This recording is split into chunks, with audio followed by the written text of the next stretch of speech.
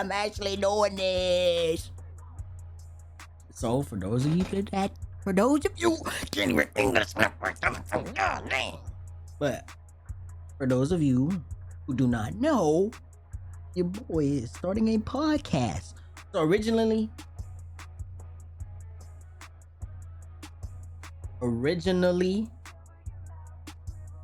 I was going to name it Don't Say That, because I be saying the most wildest, craziest, unhinged, over the top, cancelable things, and I'm always told, don't say that. You shouldn't say that. Hey Viz, don't say that. All right, you shouldn't say that. You should apologize. But I'm just, you know what I'm saying? But the name's already taken, so I figured the next best thing is the man that beat the bear. Now just hear me. Just hear me out. So y'all know the thing of like, oh, if a woman had to pick the man versus the bear, she would pick the bear, because y'all men be wildin'. Y'all niggas suck. Like, that's just what it is. Y'all niggas weird. Y'all built like two twigs under a brick. But literally, y'all suck. So I'm literally the opposite of y'all. The ones that's not getting picked because they picking a bear, I'm talking specifically to you niggas. The rest of y'all that's with me, we locked in. You know what I'm saying? Dap me up. You know what I'm saying? But really, it's just me being me is the nigga that beat the bear. Because I don't think like y'all, I don't dress like y'all, I don't talk like y'all, but it's really just a mindset thing. Like, y'all really are stupid. Y'all are built, like I said, like two twigs on under a brick. Like, so that's usually what the podcast is. Like, you know what I'm saying? That's the whole idea behind it. Is you're gonna get to see more of me and the crazy and the things that I say and my ideologies and my mindset inside of my cabeza. Cause guess what? I'ma beat the bear. I'ma beat the bear. Like, what you say? When you see me in the forest fighting a bear, don't help me help the bear. Cause that nigga, I'm putting hands and feet on that nigga every time. Cause guess what? My girl is not picking a bear over me. Cause I'm a cuddly bear, you know what I'm saying? But yeah. This is the first episode. So welcome to the first episode of the Man That Beat the Bear podcast.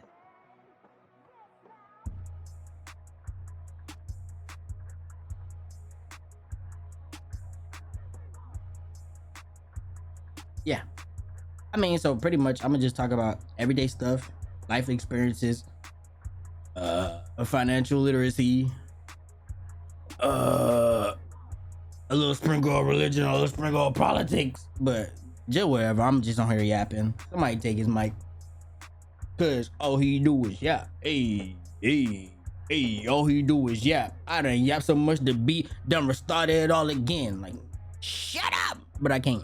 That's why we're here. That's why we here, right? I don't even know where I want to begin, honestly.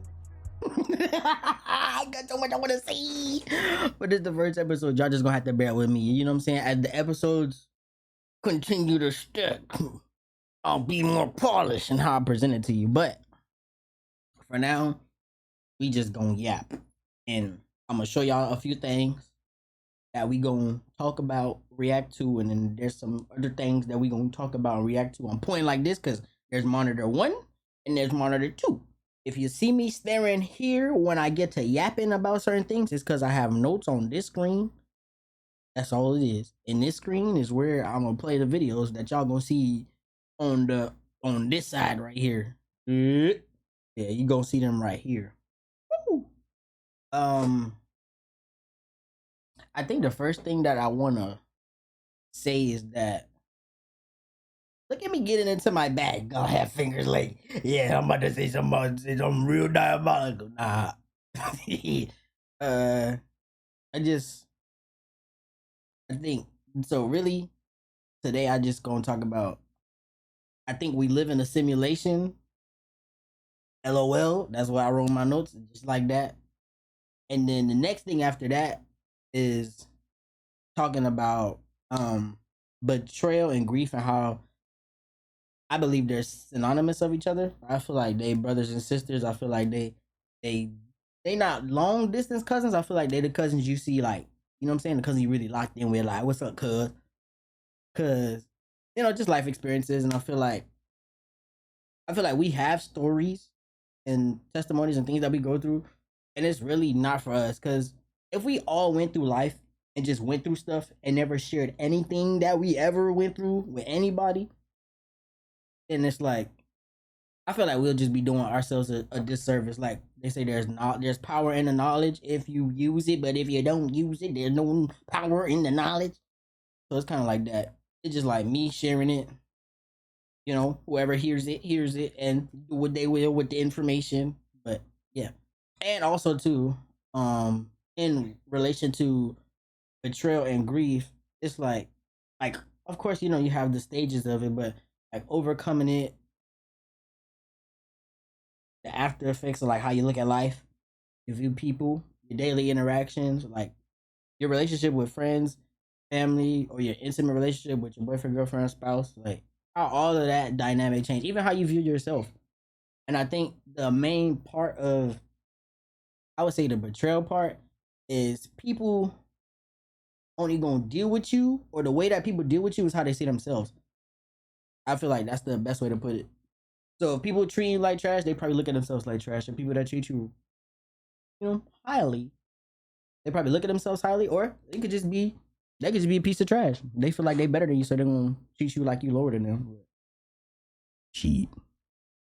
Uh, I think I really want to get into these little bit of videos, so y'all could kind of get to see how unhinged I could be about certain things. So, like I said, my first thing is that I really genuinely think that we are living in like if there's levels to living in a simulation, I think we're at the S tier peak of simulation. Like, so the first one, I'm 50-50 with this. Okay, just hear me out.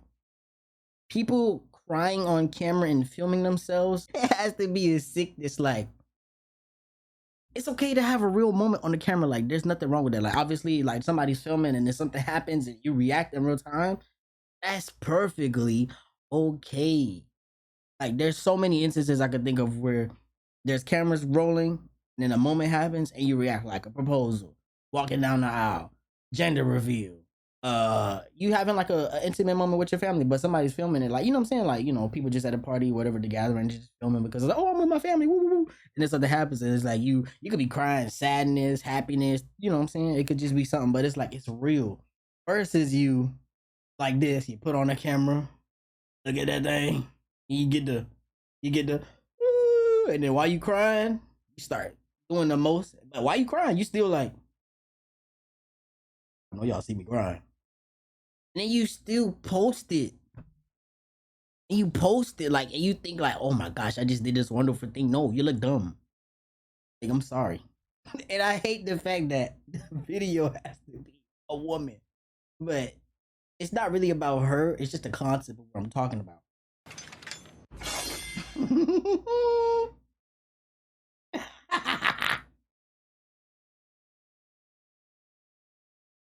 No, and what she's saying in the thing is real. Like, I respect it.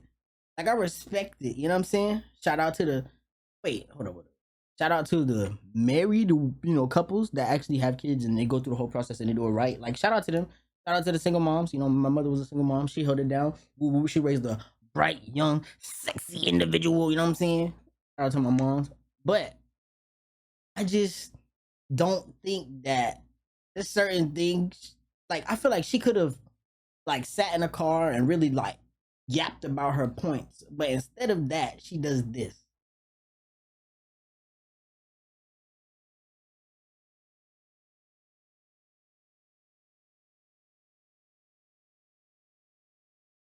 Watch her look at the camera. Watch her look at the camera. Chest tap. Watch, she gonna look at us. She gonna look at us. Look, look, look. Look, she looking at us. And you want me to take it serious? Hell no. Look, and then look, I'm not crazy because people saying it in the comments.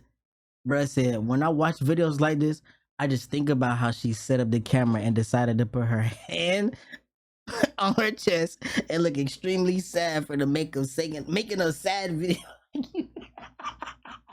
Like, bro, what What timeline in a simulation are we living where this is a normal thing? Like, I seen another video earlier where this lady was like, and don't get me wrong, I feel like this is another reason why I say real moments. Like, you could be talking about your situation and you get emotional to talk about it. That's perfectly fine because I feel like it's a teachable moment.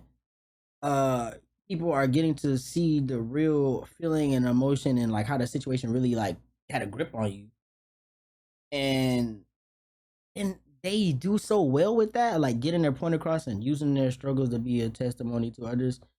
And then at the very end, they hit you with a cash app. Nigga, was you trying to convey a real life situation, or are you trying to use your emotions to manipulate my pocket? I digress. There's one more comment that I want to scroll down to that I thought was hilarious to me.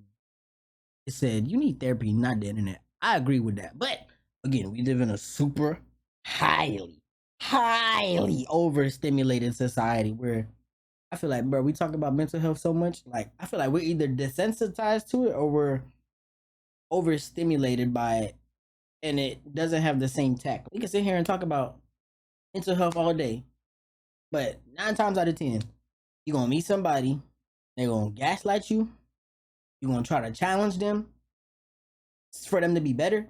They're gonna think you attacking them, they're gonna think you hate them. You could try to provide a comfortable space to them, but because they don't know what that looks like, because they don't want to heal, they'll probably freaking abuse you, ghost, or put up boundaries. But a boundary is a wall now. That's all it is, because people don't use boundaries for safety measures or actual reasons of protecting their peace. Niggas just be like, "Hey, bro, you said you don't like my red shirt."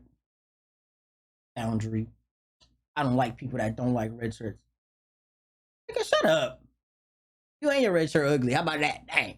I think being a barista is one, if not the hardest job out there. The constant movement, making coffees even when you don't want to, showing up after you got misgendered the previous day, cleaning stuff you really don't want to. Pay us more. I agree with the pay us more part. Don't ever get that misconstrued. I think that everybody should be getting paid more. Whatever the wages are now, they don't equate to the cost of living. You got me. We locked in. We locked in. But you lost me with the hardest job out there. We talking about making a coffee. I'm sure it's crazy because people be having like 30 things in one coffee order. I can understand. But you mean to tell me that it's the most hardest job in America? It's harder than being a doctor, a nurse, a surgeon, a scientist, a mathematician, a coder, a developer of an app or something. What's a jet, airline pilot, an officer, a sniper, a negotiator, a therapist, a psychiatrist. Like, bro, I could name like 30,000 jobs before that job. Like, what are we talking about, bro? This is where my brain be at. I like stuff like this. I love stuff like this. Y'all, sometimes I want to scare my nurses just for fun. Like, sometimes I want to just take off my wig and be like, like, what they gonna do? Give me a candy. Like, I don't know. What they gonna do? Give me a candy. This girl has cancer or had cancer, present to her. She gonna beat that thing. We support her, you know what I'm saying? Send her love her way. But I'll take life too serious. Like, I see stuff like that, and I'm just like, bro, this is the level that we need to be at to function better. Like, if y'all go through life with the victim mindset, or you feel like somebody always attacking you, or you feel like the world is out to get you, it's like, bro, you are living backwards. You're living like in the upside down. Like, you don't have to live like that. You know what I'm saying? Like, the joy comes in the morning. Like, you don't have to live like everything is out to eat your face. Like, it's not. There's probably more things that want to kiss your face because you have a beautiful face versus biting it. I just can't understand why y'all live like that. Y'all just wake up miserable. Y'all wake up wanting to complain. I could go on TikTok right now and I'll probably see like 97 think pieces and they're all dumb. Y'all just mad. Niggas be mad over every single thing. Like, oh my gosh. Y'all be mad that somebody said apples and didn't mention mangoes. That don't mean mangoes is not good. Or if somebody mention oranges and don't mention strawberries, y'all mad because they didn't mention freaking pineapples. But who said anything was bad about pineapples? Y'all weird. Y'all be mad about everything. Y'all want to be inclusive to everything, but sometimes you need to be not included because you're weird. Like that's the new drug is either clout, inclusion, attention, or using your emotions to manipulate something. It's like, bro, what's wrong? What's wrong with y'all? Who raised you? Like who raised you? Y'all wake up. Don't even wipe the crust out of your eye. Wipe the crust out of your eyeball. Mouth be smelling like hot doo doo. Don't even brush your teeth. Lips is crusty. Still got plaque on your teeth. You got lint in your head. You got bedhead. And you take your damn phone. You open the app. You hit record. And you start talking about stuff we don't care about, bro. I promise you. I promise you. Every time I see stuff like that on my For You page, block. I don't care, bro. Y'all be having some of the most stupidest things to complain about. And it's like I could tell that a lot of y'all chronically live online. Like y'all never actually been outside. Like if you go outside, you realize that life is not that bad. Like you could look at your phone and it seems so pressing because it's in your face. But when you go outside and you actually talk to people and you actually explore and interact with other people and other cultures, you'll realize that we're more alike than we're different. But because y'all chronically live online, y'all see one bad thing, you equate that one bad thing to everything else. It's like it don't work like that, bro. That's also too why I really can't be around a lot of people because y'all niggas be too sensitive, bro. What are you so sensitive about? Again, that's what I be saying. Niggas that take life too serious, I can't. I've been through a lot of stuff, just like everybody else. We all go through stuff, but I feel like just to take that route of always being serious, always being like you got a chip on your shoulder. But again, to each his own. I'm just saying, on this side of town, on this podcast, I like to have fun. I'm probably the most unserious person / serious person you might ever meet. I'm the person, if something really bad happens, don't look at me. I'm gonna laugh, I'm gonna make you laugh. And we both gonna get in trouble. But all that extra serious stuff, if I see it like while we recording and I see it pop up, I react to it real time, but I don't look for it. A lot of that gender war baity conversations or baity topics, I feel like we're at a point where it's so diluted. You could look at a lot of these conversations on the internet and then you could go talk to a bunch of real life couples. I'm talking about real married couples. They locked in 20, 30 plus years. It don't go like that. I promise you it don't. All the stuff you see on the internet, oh, you gotta do this, you gotta do that. You got as a woman, you gotta do this to keep your man. As a man, you gotta do this to keep your woman. If you don't do this, the hobby, who's the habit? It don't work like that. It's just internet banter. I promise you, it don't work like that. I think that's my take on I think we live in a simulation. I mean, maybe I could be part of the reason why we live in a simulation because there's people like me that thrive off of dark humor and we don't take anything serious, but we are serious at the same time. Maybe that's why. Maybe it's like that because y'all refuse to be like us. Y'all rather just be weird and dumb. Y'all take life too serious. You might just look at something and it might not be the perfect way that you wanted to be. And then now you mad for the rest of the day. Who cares? Not that deep. But guess what? I digress. Cause guess what? I don't care. I believe beef. Jeez, beef. Who beefing? What I'm actually trying to say is that grief and betrayal they're closely like aligned. Yo, editor Viz, cut this out right now. But back to what I was saying. I feel like betrayal and grief, they go hand in hand, just in different fonts. I will say the after effects are similar. But like I remember I told y'all earlier, y'all see me looking here because I'm just going over notes because there's a lot of points that I want to touch and there's a lot of things that I want to go over. in terms of betrayal and grief, and I want to make sure that I don't miss it. Like obviously, you're lending your ear to me to hear what I have to say, so I want to make sure that I'm not only saying the right things, but also making sure that I get everything that I want to say out. Because everything that I have experienced, maybe it might help you, maybe it might not. Maybe it's not for you. Maybe it could be for somebody else. Maybe it could be for later down the road you experience something similar. So if you see me like laser locked in on the screen while I'm talking, it's just because I want to make sure that I do not miss anything for y'all.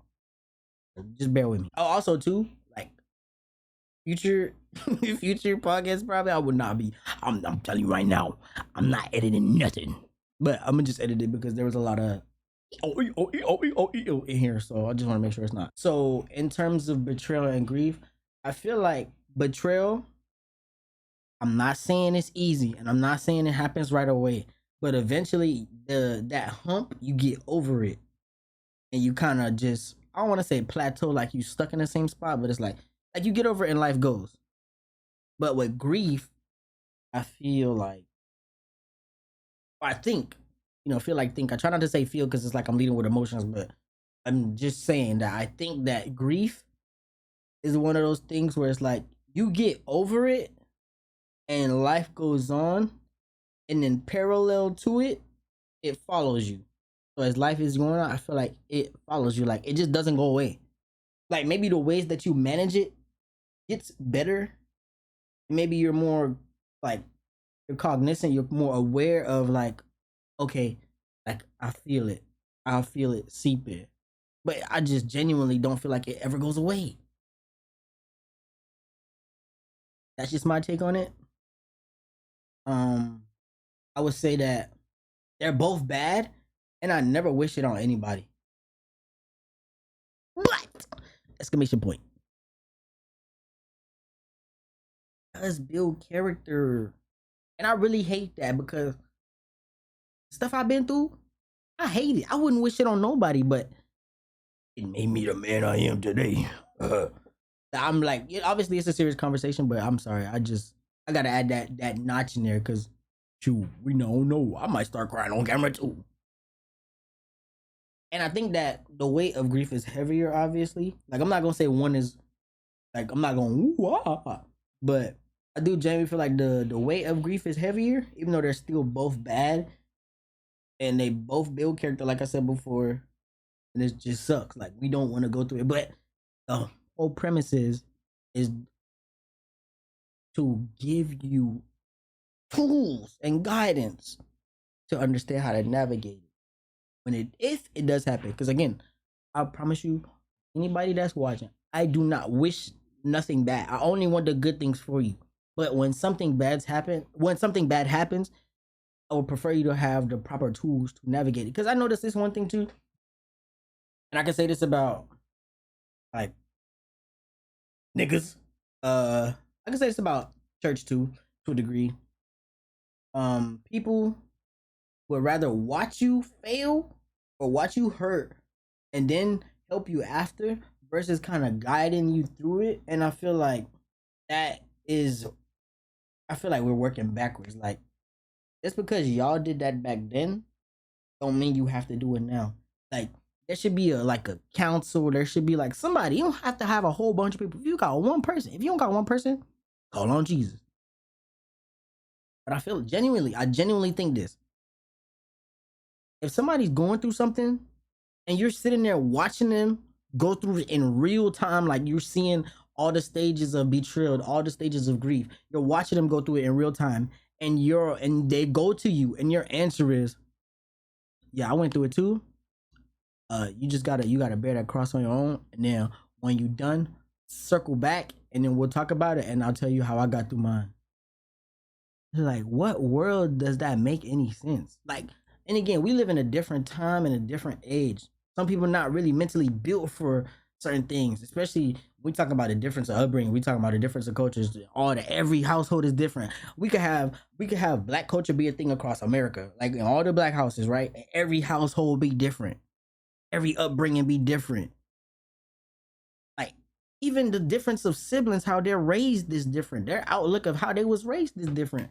So I think just to surmise it and say, nah, go through what you're going through and then circle back. It's like, no, you're going through something. Tell me, tell us how you feel so we can try to figure it out. Like, it's better to fluster the emotions out than to sit with it, go through it alone, and it might just make you irrational, like a very bitter person. Like it all has its way of planning out, like or panning out, but just that whole I see you on the other side. Like I just feel like you're doing a disservice. And that happened to me. I'm just saying that ain't it. I think having a proper outage helps. Like even if you have to cry it out, like for me, jiu-jitsu, boxing, working out, um, music, just living, like going outside, like not sitting with your. If the thoughts are negative and you're constantly sitting with it, it's just not good. Like you have to have a proper outage, but you have to have like when I say a proper outage, I mean like you could 100% be your authentic self and not be judged for how you genuinely feel or think or the things that you say. That's why I said either you have that one person you really could trust or just take it to Jesus. 'Cause again, when you're going through something like that, you have to be very careful of who you share your stuff with because the person you share your stuff with, it'll be terrible for them to either use it against you later on, where like they tell somebody else your intimate, private, emotion, feeling, whatever, or they just, you know what I'm saying? They throw it up back in your face, like, oh yeah, remember when you was such and such and such? Like, you're not really mine, and now you just about to put me through the same thing I already went through. So for the first part, for me, like again, this I'm just speaking from my perspective and how I dealt with it. Obviously, the list and the order of the stages of betrayal and the stages of grief, it might be different for everybody. Some stages may be longer, some stages may be shorter. Some people may have just skipped stages altogether. But specifically saying for me, it went like this. So I'm gonna go through the list and then we gonna go one by one. So for me, it was shock, um, denial, which was a mental, physical, spiritual struggle. Every day felt suffocating, and then I had I kind of developed like a survival mindset. The next would be anger.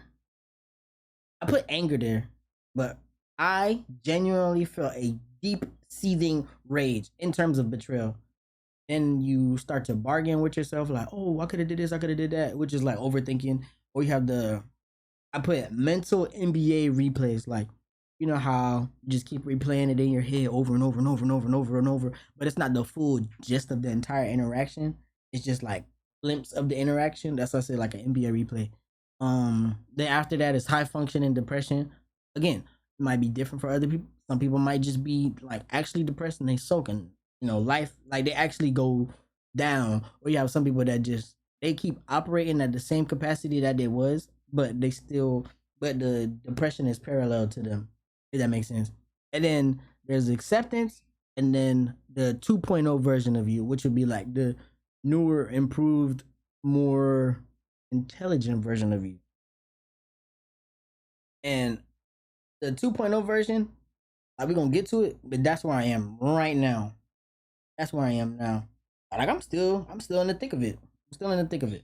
I'll start with grief and then betrayal because that's the order that it happened to me. So for the grief part, um, I lost like a really important family member to me. Can't speak for everybody else, just me. I lost a really important family member to myself. Like it was somebody like that was like my only. I'll be real. Like I don't really look up to a lot of men, but that was one person like I genuinely looked up to, and I missed them. Miss him, and it felt like a void was in my chest. Like the moment I got the phone call, it was just like the the initial shock. Like I genuinely, it's like when you shocked, you don't really it don't really hit you. It's like you kind of numb. And then I guess also too, I should say, I would say like I'm very desensitized in a regard. Obviously, like I said, I've been through a lot of stuff. Like prior to losing losing this person, and I feel like when I first got the call, it was like numb. Like I didn't really know how to feel. I was just sitting there like nah, it can't be like that. So that's when like my faith side started coming out. I was like, nah, I hear you, but he gonna beat it. He gonna beat it. He gonna beat it. He gonna beat it. And then it's like I was recording like a YouTube like a video for YouTube for my gaming thing. And I just remember like going back, like I had all this energy in the video, and then I remember going back and I'm just like, I know he will want me to finish and not sulk. So I'm like, okay, I'm gonna just finish. So I pushed through, and then I think later on that night, like I left, or it might have been the next day I left, went to go see him, and it was just like seeing him in that state.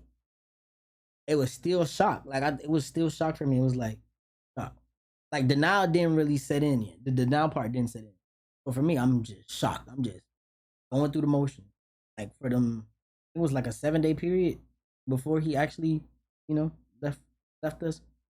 I just think that those 7 days, every day I'll wake up, I'm just like numb. I'm like shell shock. I'll just wake up and be like, stare at my ceiling like, nah, this not real. This not real.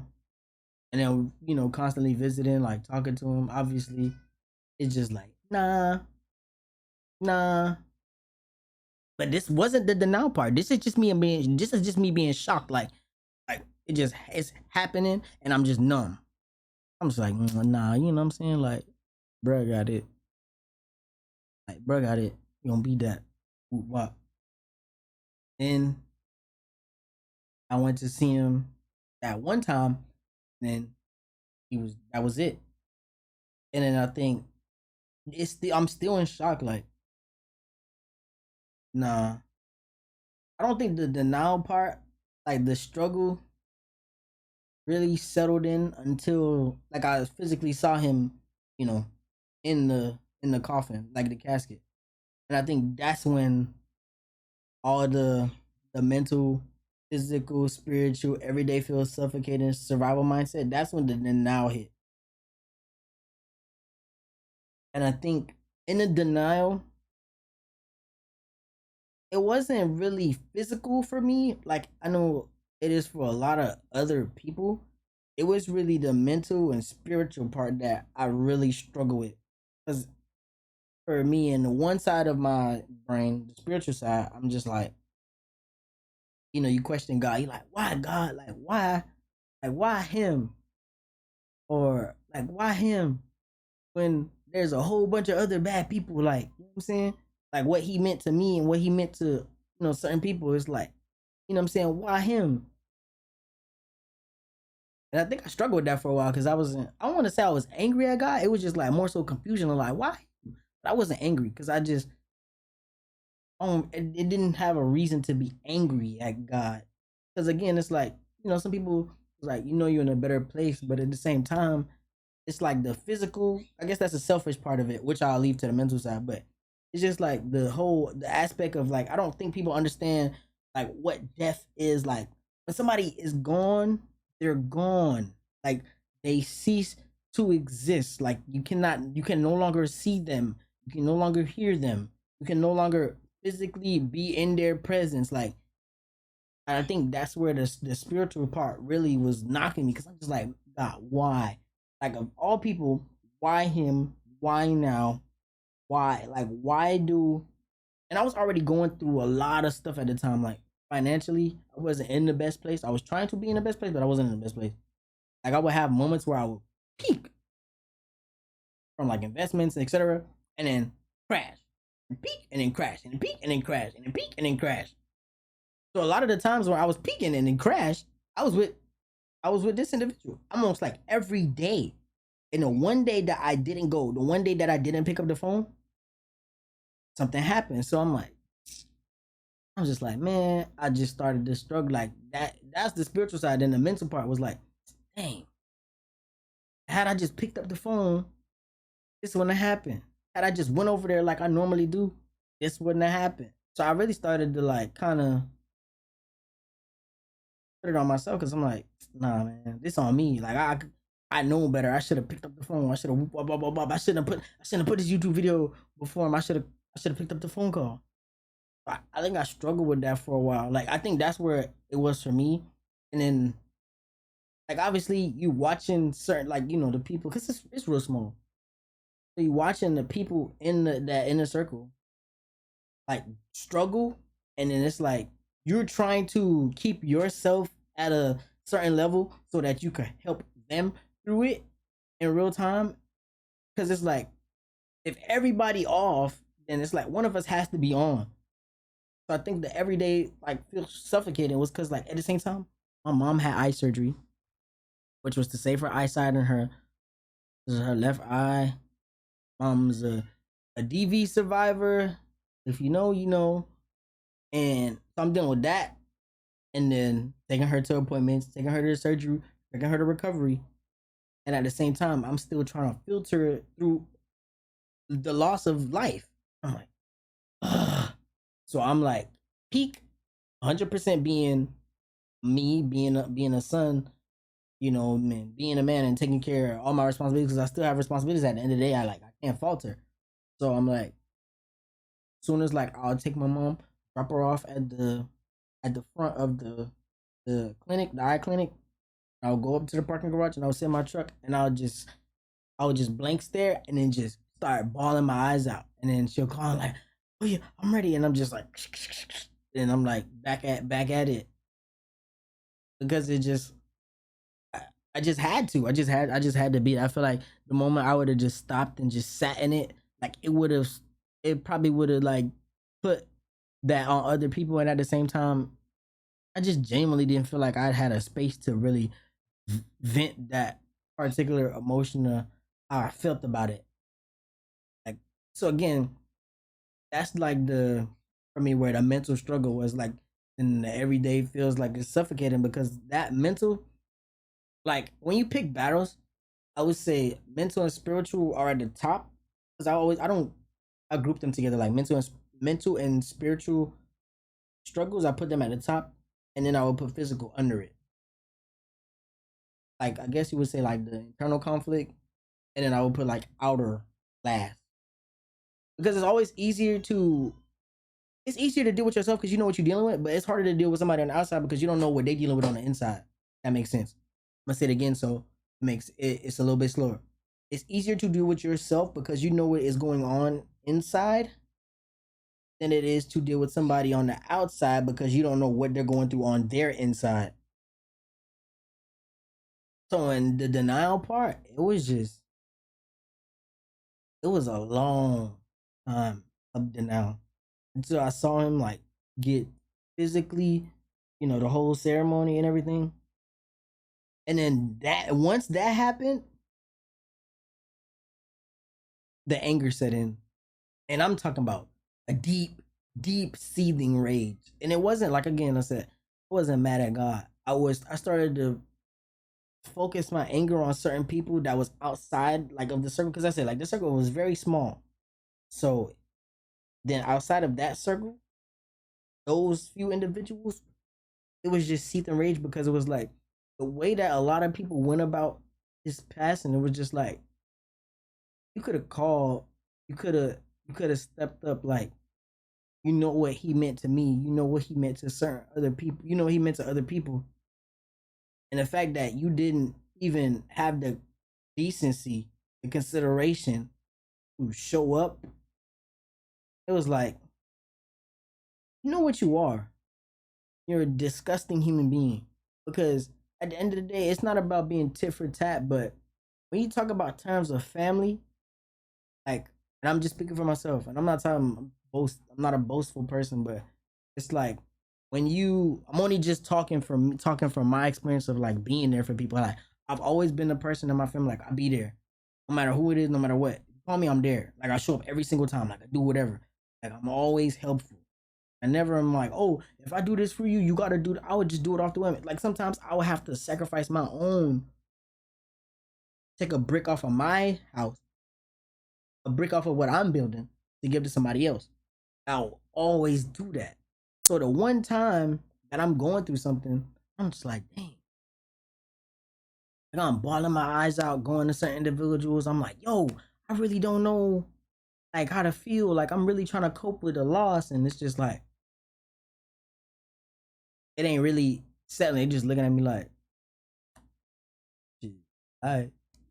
So and then that it's just like it started to become like a deep seething rage because it's just like it's always your worst moments. You see how real people will be like. You see people true colors. That's the better way to say it. Like in your worst moments, you'll see people true colors every single time. And I promise you, you will never, you will never not see a person's true colors when you're at your worst moment. And after your worst moments. Because after your worst moments, people that use it against you, terrible. But let's just use the people that are very upfront about being terrible when you're going through something. That's where the deep sea rage. It was to the point where it was just like, yo, outside of this tight circle, the rest of y'all dead. Y'all dead to me. I don't care. And I'm still on that wave right now. Like some niggas, I would never talk to again. And it's not like I'm saying her holding a grudge, but it's like I move, I move a certain way. Like my character and my morals are set up a certain way. So it's like when I see people moving weird like that, I can't be around you because it's like we don't click, we don't mesh, we will never mesh, we will never click. Our energies are different. We don't have to think the same, but we have to align somewhere across that playing field or that hemisphere, or it just never makes sense. And it's like you want somebody to be there for you when you have like turmoil, and then when people have turmoil that's around you, you turn your back on them. Terrible. Because if somebody was to do that to you, you wouldn't like it. You want somebody to be there for you. So for me, it was like it's already one thing to experience grief, and then you start seeing people true colors. It's like, I bet, I bet. And ever since then, I'm just cool. I'm cool off of niggas. I'm talking about friends, family. I don't care. I don't care if I share blood. You moving wrong, that bond will get whacked indefinitely. I don't care. People like, oh, it's family. Life is too short. So is my patience. Like, bro, you could surmise it to this one thing. We're made in God's image. God gave us a calling and a purpose to be here. I don't have time to waste to constantly be rebuilding a bridge with family members, right? That know better. Like even if you don't know better, it's like, what am I doing wasting all this time to repair something you genuinely don't care about? Cause you're gonna burn it down every chance you get. Like, I'm cool off that. Like that whole that's just like quick tangent. That's just emotional manipulation. That's manipulation across the board.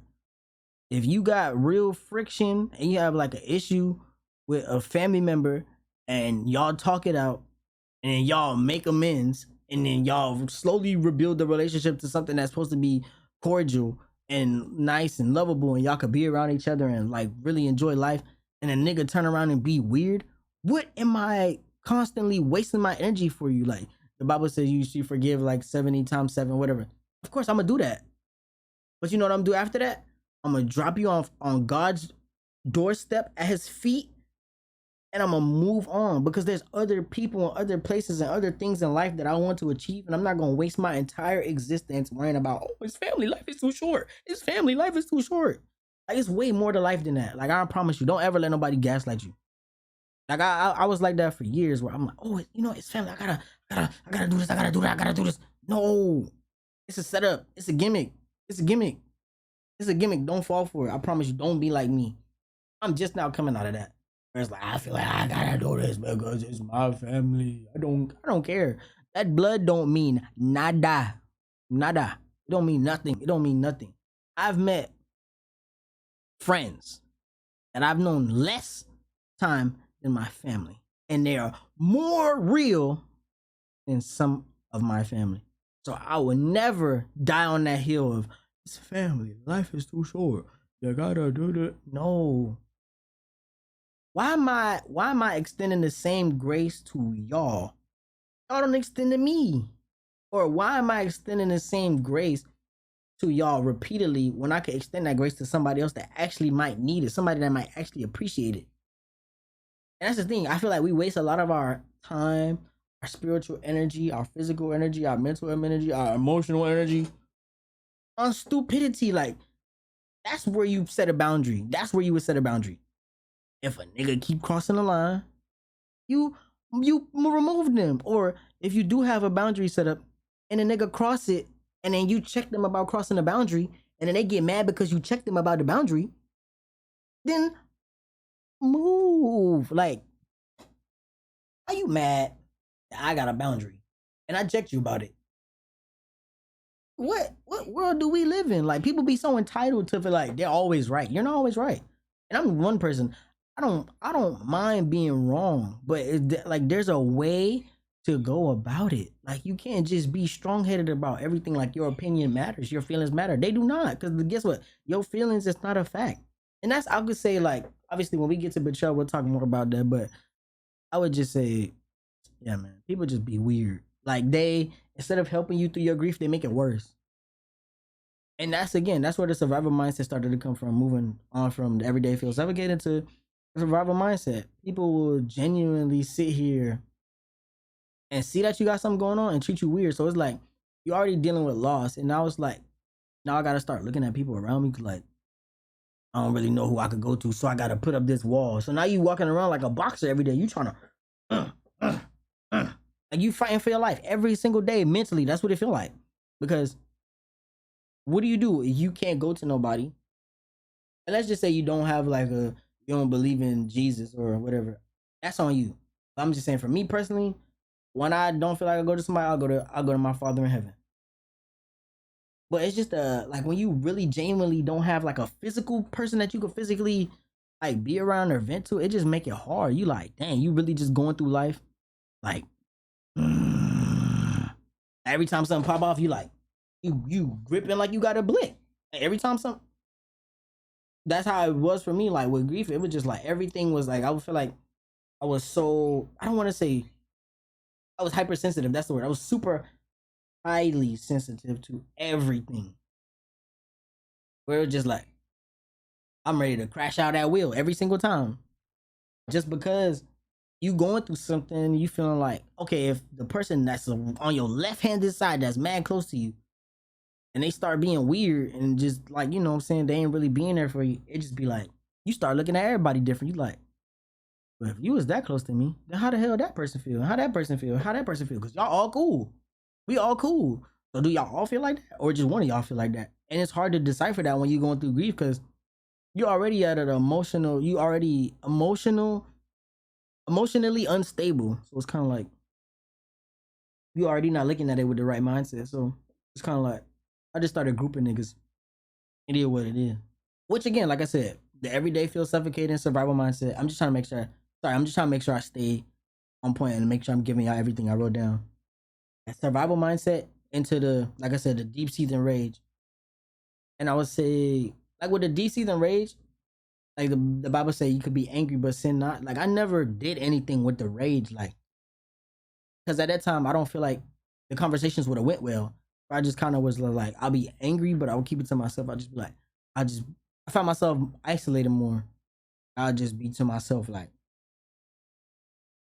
I'll be high functioning for everybody else, and 100%. As soon as I get in my little cubby hole, I'm like, like, I don't want to be bothered. Like, leave me alone. And I was like that for a while. And then the next after that was the bargaining, overthinking, and the mental replays. So I think for me, like I said, I kind of mentioned it in the mental denial. It was just the kind of like, dang, I should have picked up the phone. Dang, I should have did this. Dang, I could have did that. Or I could have did this. Or I could have did that. Or I could have did this. Or I could have did that. And I kind of just found myself doing that to the point where it just made the grief worse. Like, it's okay to relive a situation in your head, but I feel like when you get to the point where you're suffocating your own self, you're drowning your own self in it, it's like, that's a bad place to be in, honestly. And I don't even know how I got out of that whole thinking it's my fault. Maybe I just kind of attributed to as like, you know, things happen the way that they do, for whatever reason that they do, and it always works out. Like, no matter what happens in life, good or bad, it's always gonna work out. But, you know, for this instance, we'll use bad. Anytime something bad happens, it's always going to work out. No matter how it looks, no matter how it feels, no matter how it sounds like. Always going to work out. For your good, not anybody else. Your good. because you're the person in this situation. I mean, I could say maybe praying, but I feel like it was genuinely hard to like really dig inside my Bible during those times because I was so in my head. It was really like maybe praying, sermons, like listening to certain sermons. I would say worship music or just music in general, like just going outside. Like, oh, that was something I do. I used to soak in the sun. I would just go outside and I would just stand in the sun or sit in the grass and just sit in the sun. Or I would just take long drives and I would just go sit in a parking lot and just be in quietness. Cause it's nothing else to do when that, like, cause if you just keep soaking in it, the only thing it's gonna do is just make it worse. And I just didn't feel like I didn't feel like that would have did me any justice. And it's also something too, is like I just know he wouldn't have wanted me to soak in it. He would have wanted me to be, handle business like accordingly and keep moving.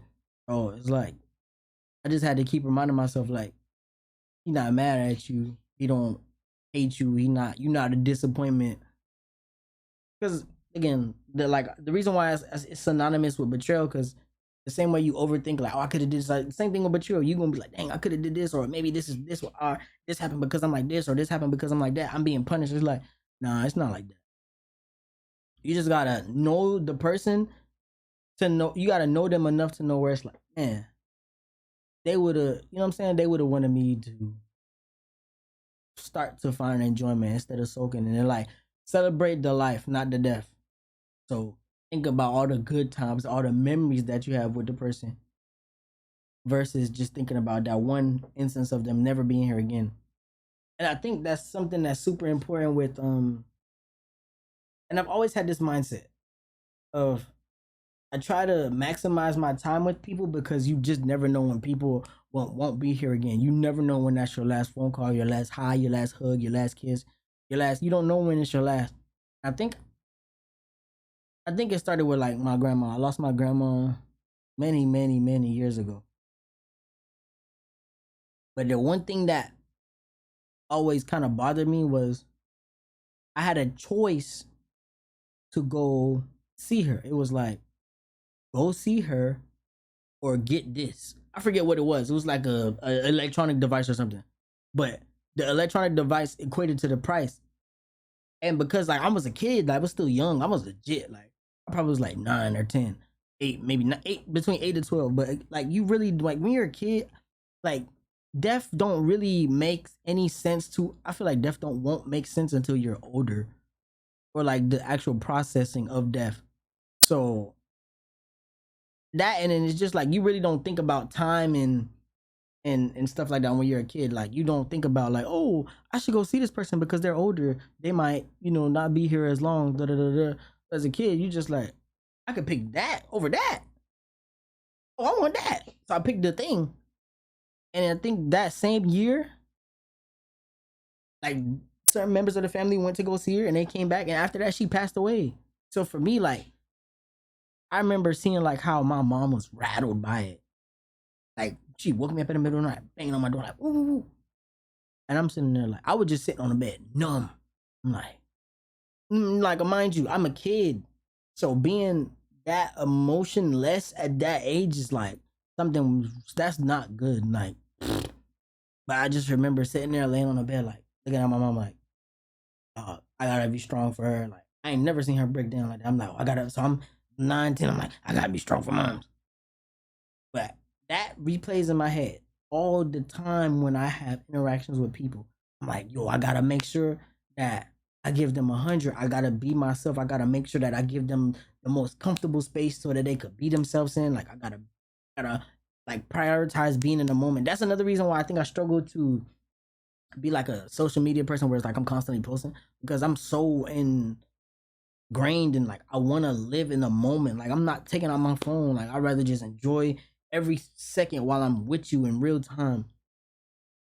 And then I feel like the next major loss was like one of the like family dogs passed away. I was just starting to come back around certain family members or whatever. So he was sick, and I'm like, you know what I'm saying? Like, just stay here till my birthday at least. And I remember him looking at me like, and then like I would go over there, help give him the meds, etc. And then like dad called me and was like, yeah, it's bad. Whoop, whoop, whoop. And then we go and then they put him down, etc. And I just remember like that broke me like in ways I never thought it would. Cause I'm like, here we go again, thinking we have all the time in the world and we don't. Like my birthday was there and then boom, he was gone. And then fast forward like a year or 2 or 3 after, not even, and then I lost the individual. And then after that happened, like again, I'm big on time and all that. Then I lost my mentor. The same year I lost this individual, I lost my mentor. So it was back to back in that year for me. And it's probably like 2 years ago, like a year and a half ago. It ain't that long.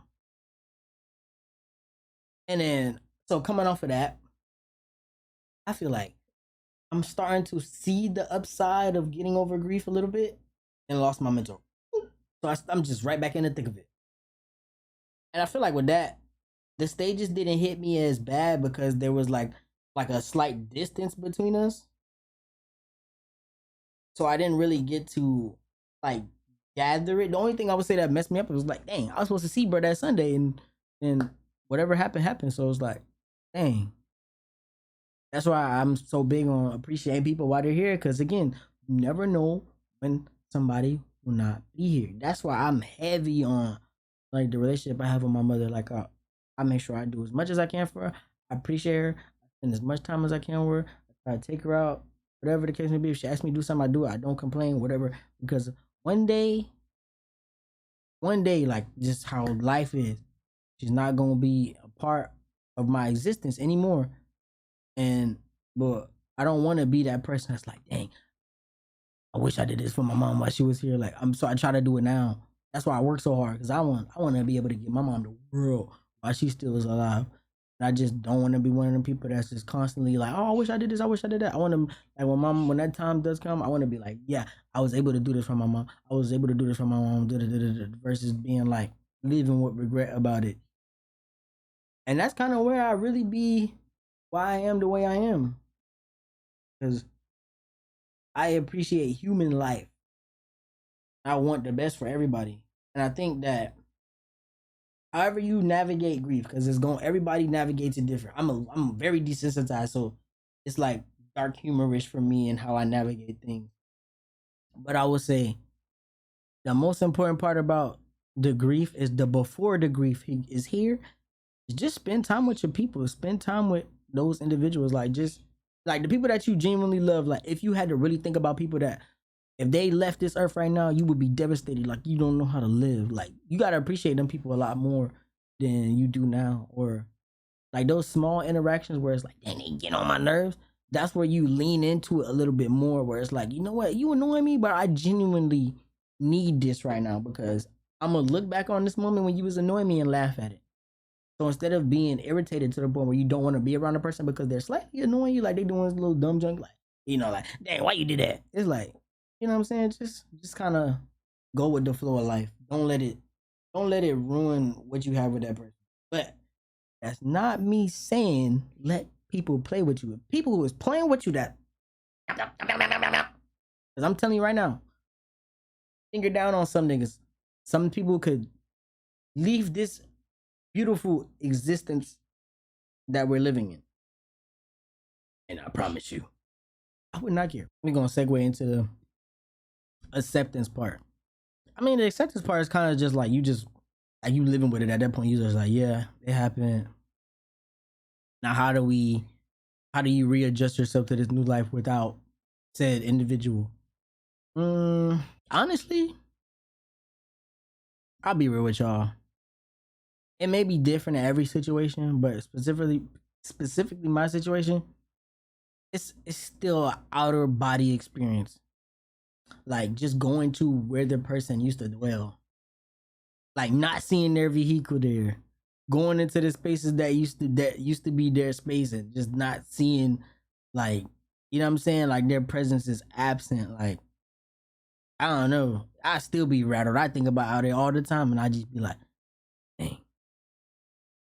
That's why I said it's like grief is that thing. Is like you could probably get over it and get on with life, but it's still parallel to you every day because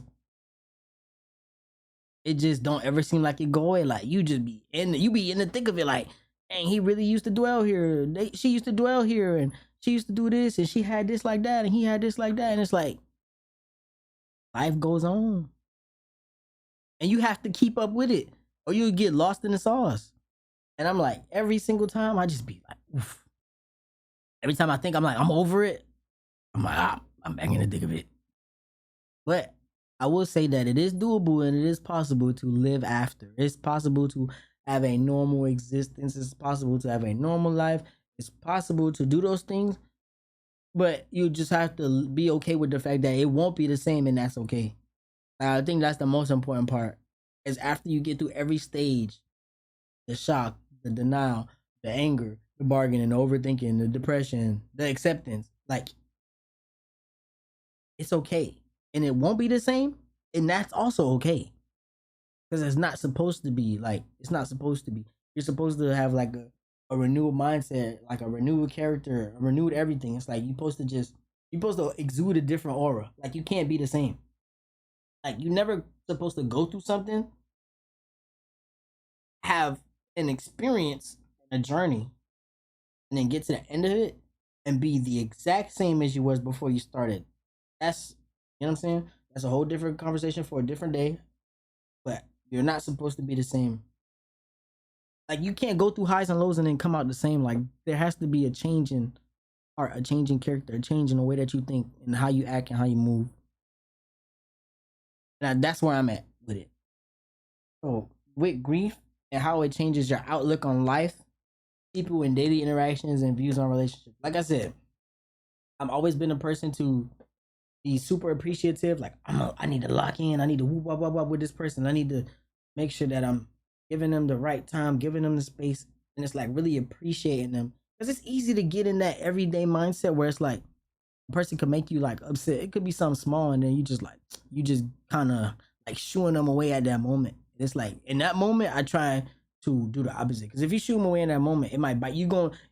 It might not seem like nothing now, but if that person no longer existed, that one moment, you're gonna remember it when you start going through your head about everything that happened with that person. You're gonna remember that moment, like, dang, I wish I didn't do that. So it's like anytime you start to feel like that, oh man, just take a breather, continue to live in that moment with them. Don't let it put you in a position where you alienate yourself from them or you lash out or whatever. Um, I would say it does change your daily interactions because for me, I don't want to say I struggle with attachment to people because of death. It's just the fact that I know I'm gonna get it. I'm gonna get attached. I know I'm gonna be close to this, like these people or this person. And it's like one day, I know you're gonna leave me. I know you like not because they left, but it's like I know you're going to not be here. You're going to die. One day we're all gonna die. So it's like for me, I start to be like, I just start to pull back sometimes. I'll be like, man, I can't do it again. Is that right? No. It probably feel right at first, but it's not. Because you either only hurt all the people around you, one, two, you'll be lonely, miserable, and bitter. And three, it's just not good to thrive off that kind of emotional mindset. Like you just have to be comfortable in the space of like trying not to think about death. Like think of it like it's a journey. Like you know what the end goal is, so you know what's gonna happen when you get there. So before you get there, just enjoy the ride. That's the best way I could summarize it for you is just enjoy the ride. Like while that person is still in the car with you, enjoy every ride. Even if there's bumps in the road, you hit a pop hole, boing. You get back on the road, you gotta stop off for gas, you gotta, you know what I'm saying? There's gonna be your little hicks in there, all that. Just just stay for the ride because when you get to the end of the journey, you look back, you're gonna appreciate all the times that you had with that person or people. And that's just my take on the grief side. Now we're gonna run it back from the top with betrayal. So again, we following the timeline. Like I said, I want to start with grief because it started for grief for me, back to back. And then after I got over the grief, I would say not even 6 to 7 months after came the great casting away, the great betrayal. I don't know why I keep itching my nose, bro. Like, is this because I'm recording and like nervous or something? It's like, is that my call sign? Like, he's really spitting facts. I just start itching my nose. Like, what's wrong with me? There's nothing in my nose. There's nothing wrong with my nose. But the whole time I'm sitting here like, bro, what's wrong with me? I'll say, okay, this is how the betrayal started for me. Again, I ain't pushing my religion on nobody else or my beliefs on anybody else. But I do believe in Jesus Christ that rose on the third day. And I also believe in, discernment. And sometimes, all times, you should listen to your discernment. So I would say for a year straight, mind you, going through my grief, that whole year, in that entire year, one individual constantly stuck out to me in a very negative way. Like every time that person would come around, I would get irritated really badly. Internally, not because they did anything, but it was just like inside of me, it's like, you shouldn't be around this person. Stop going to this, like, don't be around this person. Don't tell this person nothing. Don't tell this person nothing. Don't talk to this person. Don't affiliate yourself with this person. Don't do nothing. But here's the flip side to it. I was still in that mindset of, I got to, because it's family. I got to. So I'm sitting there like trying to, be around them and whoop whoop whoop. And the whole time in the back of my head is like, be around them. Shouldn't be around them. Stop hanging around them people. I'm talking about their presence would irritate me. Like it would irritate my spirit. If you want to use some terms, like it would irritate my spirit. Bad. I'll be sitting there like, I'll be good, having a good moment. And just the thought of them would just irritate me. Like them breathing, it exasperated, it exhausted my existence. Like just them, like all my good feelings would just leave my body, and I'll just be shriveled up and angry every single time. I'm like, oh, I used to think something was wrong with me. I'm like, you shouldn't feel like that. You should really love on the people that's around you. That's not Christian to feel like that. I'm like, and like hindsight, after the great betrayal started, I said, I should have just listened. I should have just not. I should have pulled back. And stayed to myself like I originally thought. Because I've always been the type of person, I don't be in the mix of everybody. And the fact that it was like just me trying to, you know what I'm saying? Not carry my grief trauma with me, it landed me in a very sticky situation. Very sticky situation. So, back to what I was saying about the great betrayal. Same individual we talking about. Shouldn't have been around them. Shouldn't have been telling them nothing. I would say, even leading up to that moment, like weeks, days, like months, weeks, days before it happened, I think I went to my mom about it a few times. Like, yo, I think keep telling me to stop, to not mingle with this person, and I don't know why. Like, I just keep feeling this urge of like I need to not be around them. So then I think in those last few moments before it happened, every time that person would come around or I would see them, I would just like go the opposite way, or I'll be like, I just stopped frequenting the places I know that they frequented, so we just didn't have to cross paths. And then one random day, and I'm finna slow walk the hell out of this segment. One day, let's just say, a text message to my phone. Didn't make any sense, but I'm like, okay, let's respond. And it's not like I responded rudely. I just said, like, you have an opinion about something and you probably don't understand why. So I can understand why you would say something like that. And I'm telling you my reasonings why I don't want to do something and why I don't have to. Because one, I'm a grown adult. I make my own decision. And again, like I said, if I'm wrong, I'm always open to hear somebody's other perspective of like how I could do something better. So I'm like, if that was the case, I would have just took it. I would have took it to the chin. Like, oh, you know what? You're right. I could do this or I could do that. Like, no biggie. But it didn't stop there. That's the problem. Like, if you have an opinion, we have something to say, you have the space to say it. Even if you might say it wrong, I'll let you get it off. And we can figure out the rest later. If it's in the right, like in the right vein. But if you feel like off rip, what you're saying is fact and it's right, we about to have a whole different type of conversation. So, like I said, I didn't respond rudely. I just stated, hey, I will not do such and such because I don't believe such and such. And y'all gotta remember, this is a quick back, another like, lower tangent. It's like I was raised a certain way, and I don't want to I don't want to continue to push that through my lineage. Like my dad was abusive. He was a manipulator, a cheater, a gaslighter, a narcissistic. I don't want to I don't want to let that fly through my lineage. Like my dad did that buffoonery, and it stopped with me. I'm not gonna let my son go down the same path. I'm not gonna put my son in the same predicaments that could lead him to where my dad was at. Cause like obviously I wasn't what my dad was. I'm better than him. I'll always be better, and I'm gonna continue to be better. So me knowing that, I'm like, okay, bet. I'm gonna make sure I don't put my son through that. I don't put my son through none of that. I'm gonna make sure that I do it the right way. Because obviously I know what it felt like to be me. Like I know what it felt like to be emotionally abused by my own father. I know what that felt like. So I'm like, I'm not gonna put my son through that. Or I know what it feels like to be alone, to feel like a castaway, to feel like a burden as a child, based on the actions of a parent. So I'm not gonna put my son through that. Then also you gotta remember, the sins of my father, the foolishness that he did, it fell on the three of us, like me and my two siblings. Like, it fell on us. Like a lot of that trauma, and again, I'm not speaking anything ill will of my siblings. Don't get that misconstrued. I'm just saying, like, because I don't want to seem like I'm over here shooting somebody's character.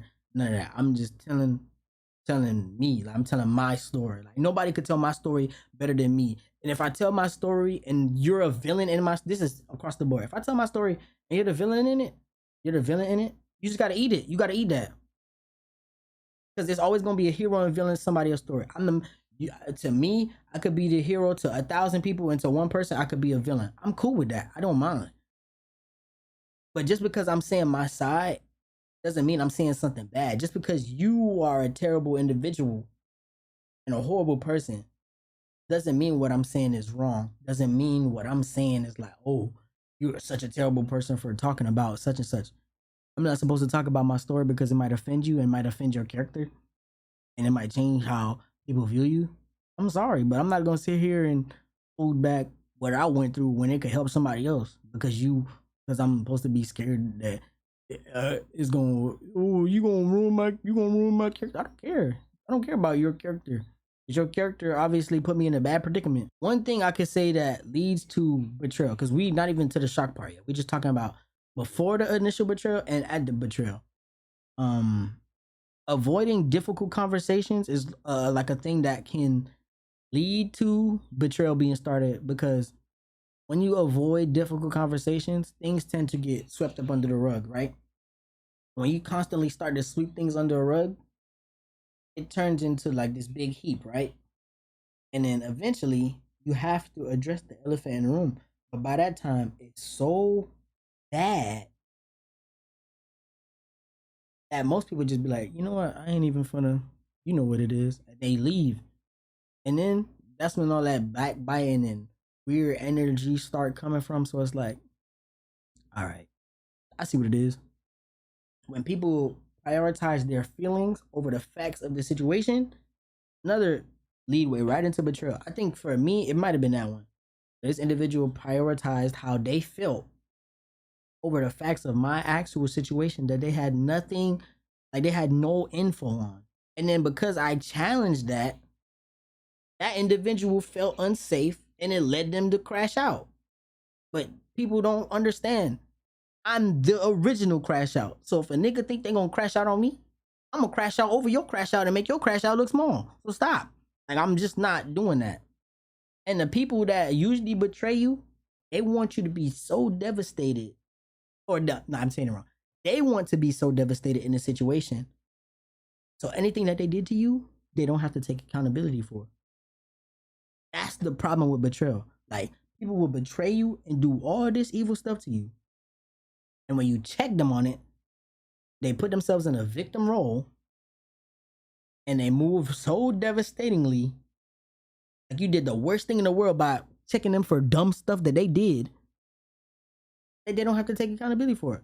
So they let's say a nigga shoot you and you say, hey, the hell wrong with you? Why you do that? And nigga be like, why you talking to me like that? Why you saying like that? They do all this weird stuff just to avoid the accountability. Bruh, I promise you, I'm not it, bruh. I'm not it. And I guess I had to learn through this situation, like, you gotta just take a step back sometimes, because some people will really make you take it there. And the thing, like I said, and I'm not saying this to be like, oh, I'm this great. It's just like I know my limits. Like, I'm a real crash out.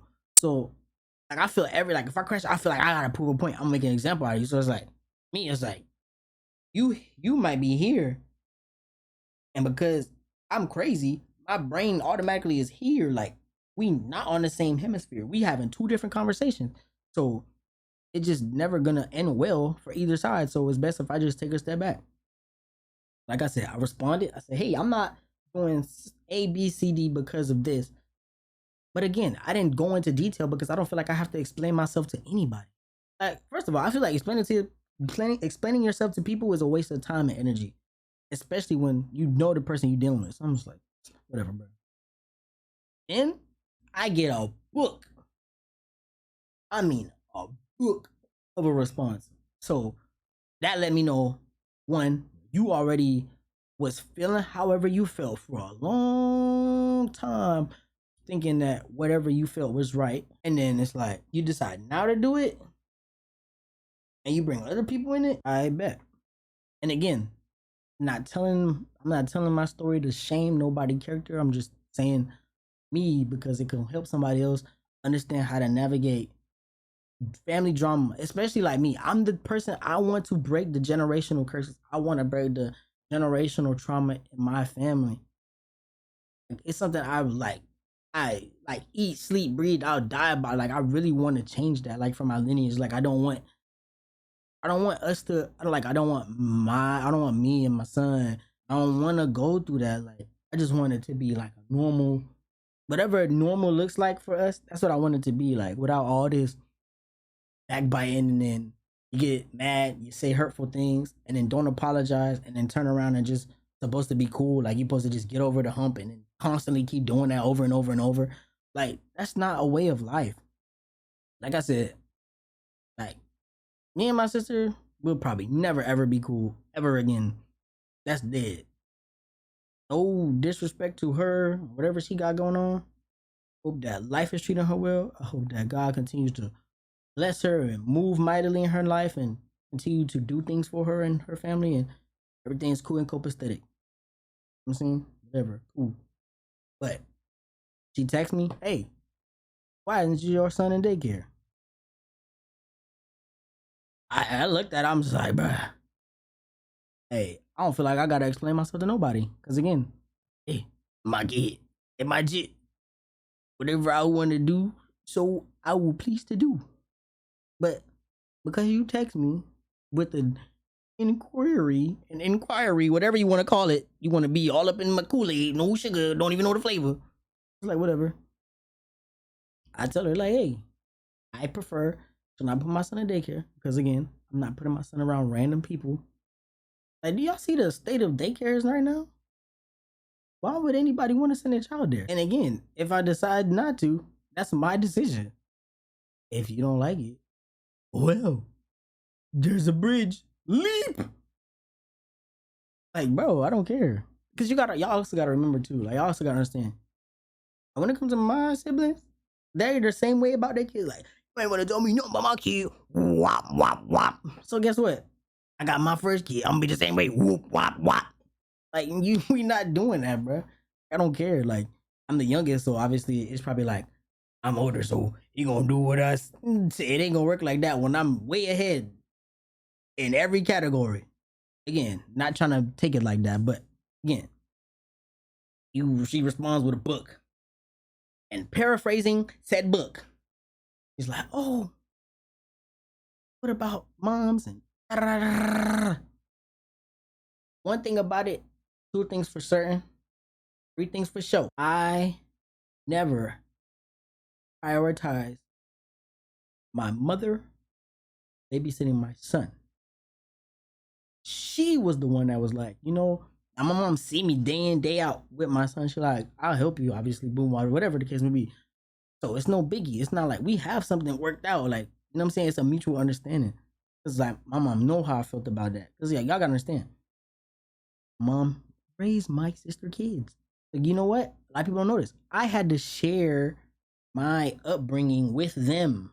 Which again, I didn't have an issue with that. But again, that also plays in the part of like why me and my mom are so close now, because I didn't get a lot of those moments with her when I was younger, because I had to split it between my nieces and my nephews. Which again, I'm not complaining.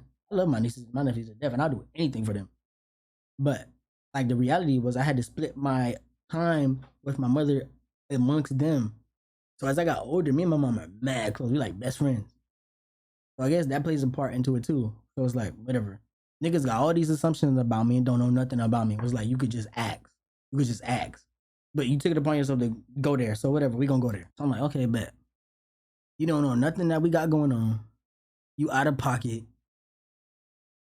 And if her whole thing was, oh, I want to spend time with moms, and she watching your kid. I'm like, bro, like y'all don't understand. When my mom want to go out, she go out. My son don't stop her from doing nothing. Like when she does have my son. But the crazy thing is, my mom barely has my son. He'll be with me most of the time. He's with me 97% of the time. So, but again, when you don't know people everyday situations, you will make dumb assumptions. Because I said this, I'm like, yo, if I was to say stuff about your household, I would be wrong because I don't know anything that goes on in your household. But the same thing for you. Oh, how about you just take what you said and take it back? You know what I'm saying? Take it back. So at that point, I'm like, all right, I'm starting to feel the rage because I'm like, I'm actually missing a part. She sent me that text, came over, didn't even speak to me. So it's like the fact that you didn't speak to me just let me know you on weird timing. Because why would you text me that and not speak to me in person? But whatever, we digress. So anyway, I'm already seething with rage at this point. I'm just like, are you telling me you're gonna use my son as a pawn to attack me about not being able to see or hang with our own mother when you do have the time off before my son was born? You didn't use that same time to spend with our mother, or even when you have time off now, you don't use that time to see our mother or spend time with our mother. You do use that time to do everything else. You the same person that sided with the person that caused the domestic violence on our mother, and you're the same person that still continued to do that and thought nothing was wrong with that, but put the blame on me and my son. Like, what are we talking about? So again, the conversation went how it went, and like I said, it went places it should have went, and like I said, I was always gonna take it to the point of no return, because when it comes to my son, I don't care. It is what it is. If you don't like it, oh well. And like I said, whoever sided with her in that situation, stay over there with her. Because like I said, niggas could die, and I do not care. And I'm not trying to be dark. I'm not trying to make this a dark thing, but I genuinely don't care, bro. It's like when niggas play with you, you just gotta push that to the side. Because I promise you, if I kept focusing on that, it would have took me off focus, off track of what I really have aligned for myself. Like I said, I'm not trying to repeat generational trauma. So why would I continue to entangle myself with that? You gotta go. You gotta go. You gotta go. You gotta go. You and everybody else entangled with that gotta go. I just can't. I can't sit in that. I can't. You just gotta side tangent. If I'm offending anybody in my family by the stuff that I'm talking about, you don't ever have to talk to me again. You can block me. You can watch it. After you watch it, you can block me. We don't ever gotta speak again. But one thing for sure, and two things for certain, that my story and my story matters. What happened to me matters, and how my son sees me move on from it matters. This can help somebody else that's going through the same thing, that feels like they don't have a voice or feel like they don't have a way out. So I'm gonna continue to tell my story. That don't mean everything that I say has to pertain to y'all, because I have plenty of interactions with outside people that I've dealt with. I just know my family probably watches and everybody just start attributing it to themselves. Blah, blah, blah, blah, blah. It is what it is. Like, you feel like the shoe fit, rock it. I don't care. I'm at the point in my life, I'm not explaining myself to nobody. I'm not rehashing something I said. If I said something, I said what I said, and that's final. I'm not going back and forth. If you heard a rumor about me, I'm not clearing it up. Just believe whatever they say. Cause y'all know me in the flesh. If you hear something dumb, that's on you. And you believe it, that's on you. It is what it is. But like I said, that members y'all hear this and y'all feel some type of way about what I'm talking about, what I'm saying. Hey bro, kudos to you. See you never again. Cause I really genuinely don't care. Cause I done sat with some of this stuff for so long, and sometimes I'll talk to bits and pieces, like I'll tell bits and pieces to certain people, and it's like, yo, you should really talk about like how you dealt with that. Because again, there's a lot of people that go through a lot of like very bad stuff with their family, and they don't really talk about how they got through it, and like hearing that really helps somebody else. So again, like I said, you the family member, you listen to this and you feel some type of way, or you sided with her, hey bro, stay on that side. I'm cool. Because on this side, we get into a bag. We get into a better future. Like again, first generation millionaire, and I'm gonna continue to keep running it up by any means necessary. I don't care. My son, same thing. Like we ain't on that. That's peasant timing. We ain't on that. But anyway, continuing, like I said, so we gonna break it down from there with the betrayal part. The shock for me was like how far left it went, and a lot of things that she was saying to me. Like, I bet. Like the shock and the rage was like the Seath and rage. They were hand in hand at that time. And then I think too, like how certain people handled themselves in a situation. I'm like, I bet, because it's like if I come to you like if I come to a third party and I'm like, yo, we should we should get this figured out. And then instead of like trying to be mature about it, they go side with her. That's when it was like that. I had to really take a step back. Like, this is what we doing? I'm like, I bet. I'm like, I bet. But one thing about it, and two things for sure. Not everything you see, you gotta address it. And I became so emotionless to the point where it's like, in a good way, where it's like I could feel everything, but I could choose what I react to. That's where I was at with it. I was just like, okay, I bet, because it just kept happening. Like the more and more people I would come across, that I'm like, dang, we supposed to be locked in. Like on a good day, if this was any any situation, they would have been like, hey, bro, what, blah. Nah, they just side with the other without even knowing the full thing. I'm like, I bet. So for me, betrayal was the shock and the seeth and rage at the same time. Because I'm shocked. I'm like, dang, you felt like this whole time and never said nothing. And then when you do, you use my son as a pawn. So why you can't hang with your own mother on the free time that you have? I don't understand. But whatever. We digress. So then I think for me there was, I don't even know like if it was really denial. Like, oh, I can't believe this. I mean, I could say I can't believe this happened, but it was really like, definitely every day felt suffocating.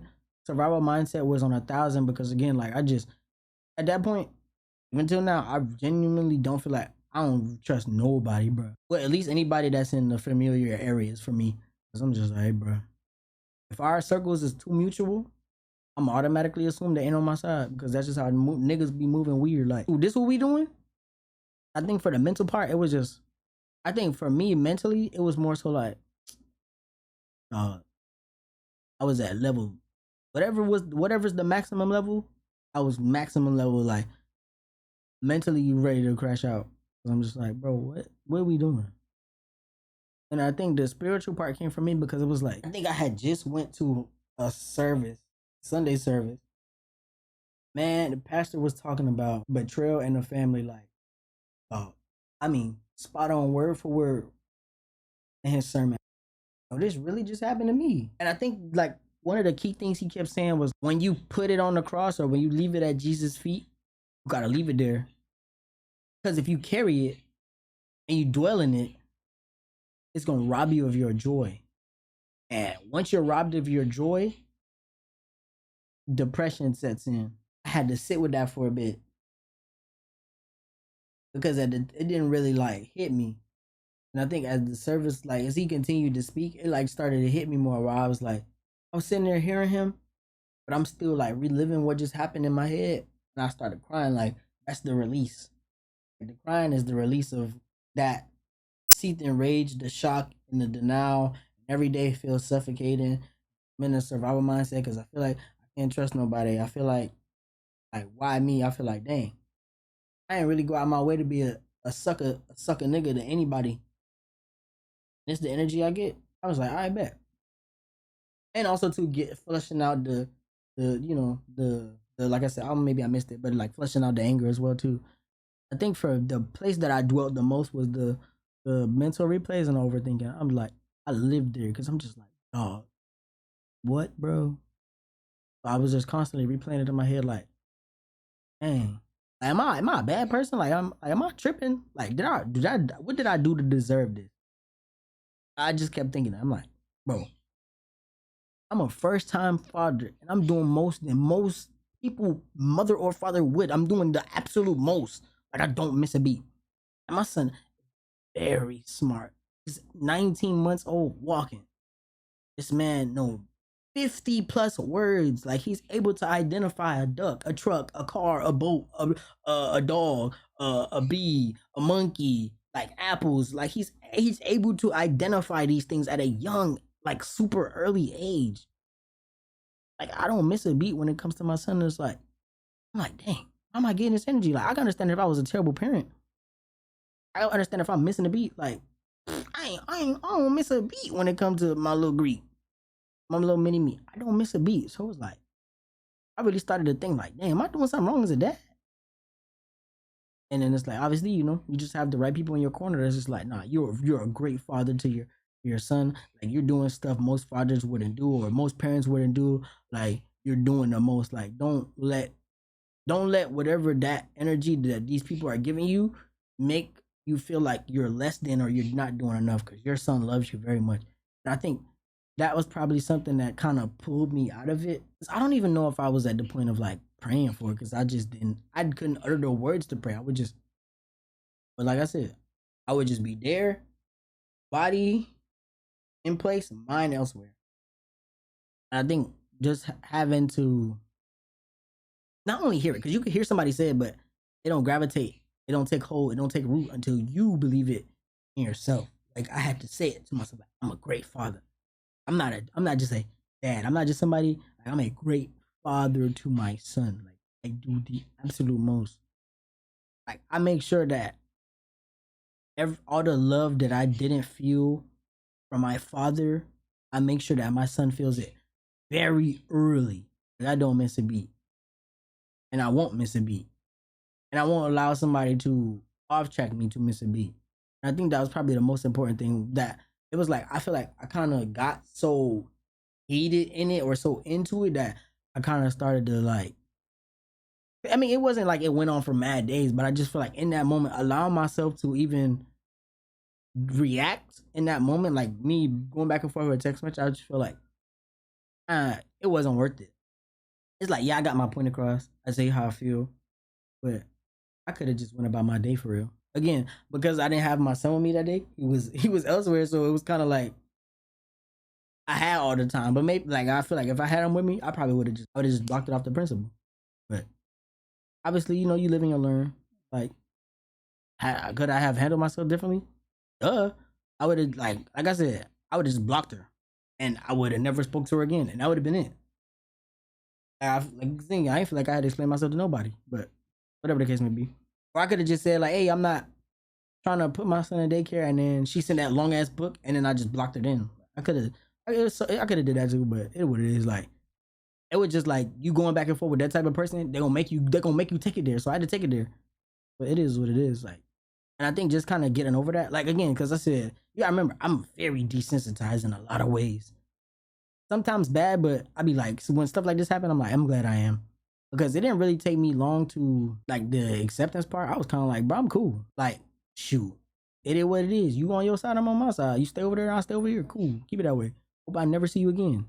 And that's where I'm at with it. I'm cool. And I think for me now, it's like I would say this probably has a greater out change on my outlook on life than the grief did. I feel like with betrayal, I don't really like if a person like I could hear people all day long with their words and I could see them with their action, but at the same time, I don't know your true intention. Like you could talk it well, you could show it well, but is the intentions behind it well? I think that's where I'm at now, and I kind of struggle with it because it's like people could be sitting here cheering on for you and doing all the things that sound good and look good and feel good, and then turn around and switch your back. It's like, dang. And it's like, I promise y'all, I'm not a bad person. I don't go out my way to be mean or malicious to anybody. So it was like that kind of energy I was getting. I was like, it made me really like. I started to question my self worth. Like, dang, like what am I doing wrong in life to get that kind of energy? What is my son doing? Like, what is his existence doing that's garnering him to be used as a pawn? I was like, and I started to question, like, am I really a good dad, or am I really a good person? Like, am I a good human? Because for me, I strive on human first, and then everything trickles after. Like, if you're not a good human, you won't be a good Christian, you won't be a good father, you won't be a good friend, you won't be a good best friend, you won't be a good lover, like you won't be a good coworker, you won't be a good anything. I feel like in order to be great at anything you do, you first have to be a great human. Like that's the baseline. Like no great human, no great nothing. Because you can't be a terrible person and expect to be a good Christian. You can't be a terrible person and expect to be a great dad. You can't be a terrible person and expect to be a great lover, a great wife, a great husband, a great teacher, a great anything great. You first have to be a decent human being, because being decent, that's the bare minimum. But sometimes that's all people have to offer. So you just have to, accept people for where they are. And that's the thing. I could accept people for who they are, but I struggle in the regard of like, so you might just snake me. You might backdoor me. And that's just where I'm at with it. Because, like I said again, I'm one for I accept everything at face value. I try not to read into stuff like sometimes, because sometimes you could use your own past traumatic experiences or stuff you see through scrolling. You could start applying it to people, and it might not be you might not be the right mindset to do. That's why it's like you try to renew your mind daily, so your mind is more binded to Christ's mind, like Jesus Christ's mind. So you kind of think in a better manner when it comes to interacting with people. So it's like obviously it's something I'm still working through. And again, I'm not like out going out of my way to be like, I'm not talking to you, because you might da da da da da. But there's certain behavior patterns and characteristics and ideologies and mindsets that people have that I'm like, think like that, move like that, you behave like that. Right? Like it's like kind of on my radar. Like I'm gonna start watching you a little different, because it's like everything with humans is a pattern. It's a behavior pattern. It never changes. Like you see how people, like if you see somebody that's always like, if they with you and they bashing somebody else back in, just know when they not with you, they bashing your back in. Those kind of people, stay away from them. Or if you find people that's always negative, like always negative, stay away from them. People that's, and this is like 50-50. It's one thing to go through stuff and you obviously you get over it, you grow, you move on. But if somebody is constant, like I'm talking about 24/7, they're in a constant beat down from life, you should watch that person, because that person might ultimately be putting themselves in a vicious cycle, super heavily into self-image and how they look to certain people. So they will go about it in very vicious ways to maintain that character and that perfect image. Stay away from them people. They will throw you under the bus off a blink. You blink, you breathe, they'll throw you under the bus just because they have an image to uphold and you're not at the forefront. You and your relationship and your purpose to them is not at the forefront. Oh, people that are highly sensitive, because them people, they not it. Everything you hear, everything you say to them, they're gonna feel like it's an attack. This one is a little tricky. I would say demonically oppressed people, you should stay away from too. Again, that's tricky. They hear everything differently. Everything is heard differently. The way that everything they hear, they just gonna hear it. It don't matter what you say, they're always gonna hear it in a negative way. That's the best way to say it. And that's not the same thing as being sensitive. I'm talking about where, because they're demonically oppressed, everything that goes through their ear gates is fed up here, and then the little demon up there, he does some like reshuffling and rekerfluffling to make everything you said negative, and then he starts telling them like, "Hey, yo, this person," and then they just react off of that. Just stay away from them people. And that could kind of tie into daily interactions, like I was saying, like Just watch certain behavior patterns, watch like body language, watch energy. I'm trying to figure out the right wording for it, but like people that like just randomly, silently kind of move around you, like they kind of be like, but silently about it. So watch them. They're probably secretly in competition with you. Yeah, I watch them kind of people. Like I said, behavior patterns, mindset, like how they speak on certain subjects and situations, or they handle certain situations, or how they handle other people. Like you can use it for example, people that mistreat service workers. And I'm not talking about just restaurant. I'm talking about they mistreat like restaurant people, nurses that are helping preserve their life, city workers, like people that's doing like real, boots on the ground work. When you're constantly disrespecting them, something's wrong with you, and that's a red flag. And those people you should watch. And then how it changed my outlook on life, that because I'm still like going through it in real time, more so of just not letting it deter my mindset where it's like I'm constantly in a state of like nobody cares, nobody loves me. Because I think that's the easiest way that betrayal probably attacks a person, is like you feel like nobody cares, nobody loves you, nobody's there. People love you and people do care and people are there for you, just not the person that betrayed you or the people that sided with them. And that's completely okay. I think it's just hard to see that in the midst of everything going on because it's easier to focus on the negative. That's just human nature. We're gonna gravitate to the negative more than we do the positive.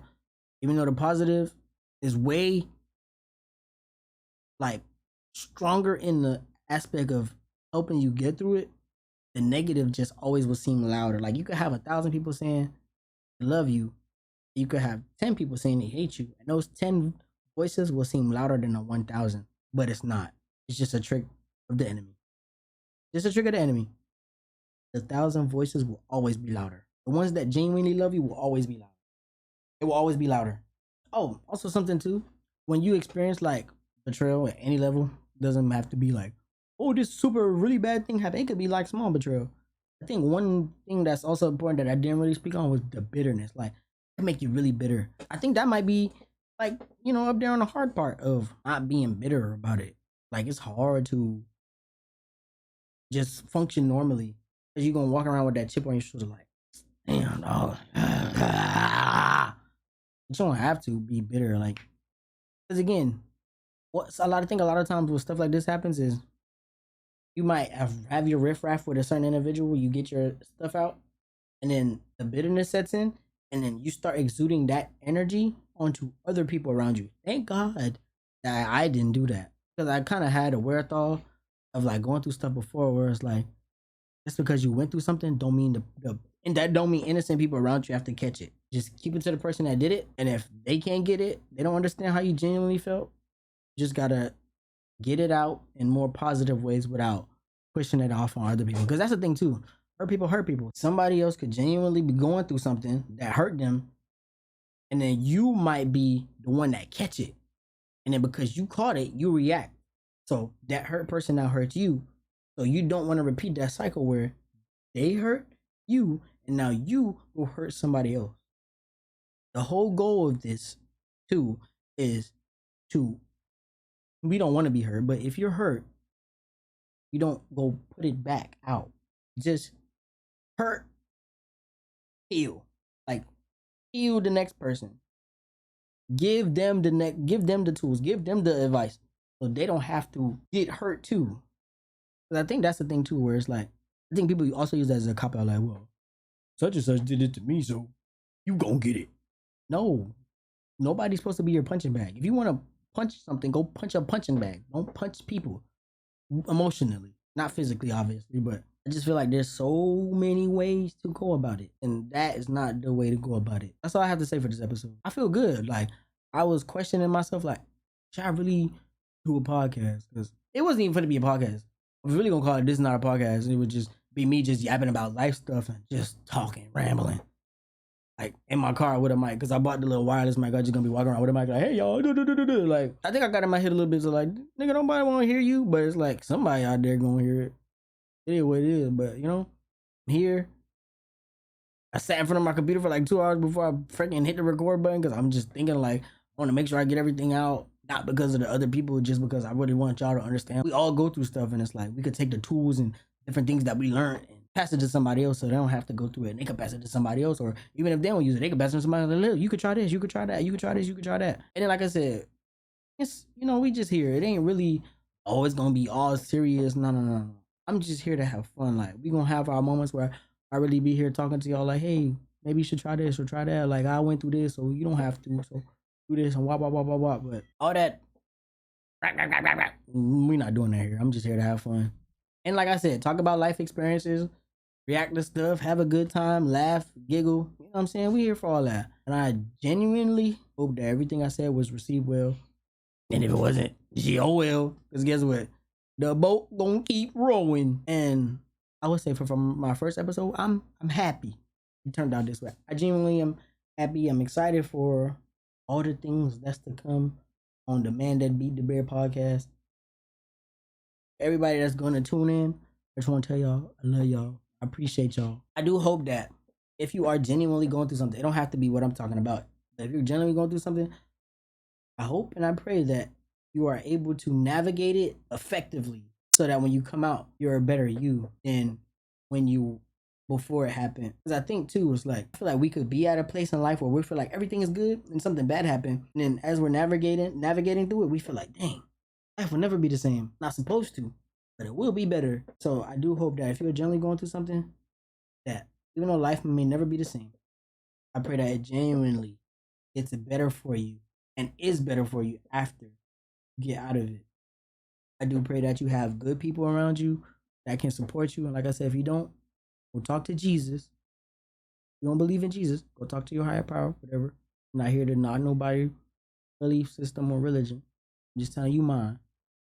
And yeah, I'm here. This Sean, first episode done. I really did this. Like, I didn't even think it was possible for me to do something like this. Like, actually get on a video with a mic and talk without gaming. Like, without gaming in the background. I really sat here and talked for almost 2 hours. I mean, anything you put your mind to, you could do it. Just like I'm saying before. Just because you go through something with somebody don't mean you got to sit in there. You could get out of it. I think on that note, appreciate everybody that tuned in. Appreciate everybody that pulled up. I love you. Make sure you eat. Make sure you hydrate. Stay away from toxic people because they make your skin break out. And until the next time, arrivederci. Love y'all. Peace.